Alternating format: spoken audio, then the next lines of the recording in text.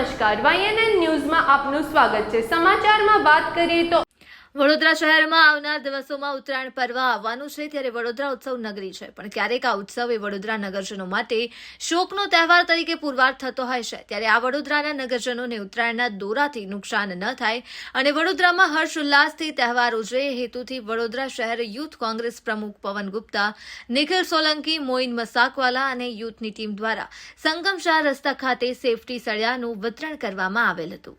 Reporter Rahul Rajput.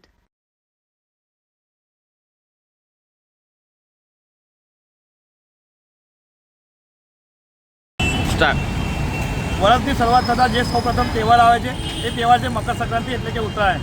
દેશના જુદા જુદા રાજ્યોના અંદર ઉત્તરાયણ જુદી જુદી રીતે મનાવવામાં આવે છે, ત્યારે ગુજરાત રાજ્યના અંદર આ તહેવારને પતંગ ચગાવીને ઉજવવામાં આવે છે। અને એમાં પણ વડોદરાની વાત કરીએ તો વડોદરાને ઉત્સવ નગરી તરીકે ઓળખવામાં આવે છે, ત્યારે આ ઉત્સવ નગરી એ ઉત્તરાયણનો તહેવાર હર્ષોલ્લાસથી ઉજવતો હોય છે।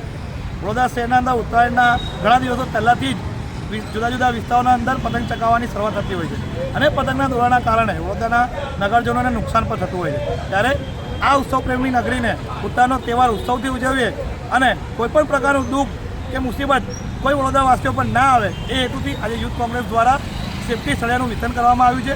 અમારો મુખ્ય ઉદ્દેશ એ હતો કે વડોદરાવાસી એ સેફ ઉત્તરાયણ ઉજવે અને સેફ રહે એ માટેના ઉદ્દેશ્યથી આ સેફટી તારનું વિતરણ કરવામાં આવ્યું, અને આવનાર દિવસોમાં આ જ રીતે સેવાકીય કાર્ય યુથ કોંગ્રેસ દ્વારા અવિરત ચાલુ રાખવામાં આવશે।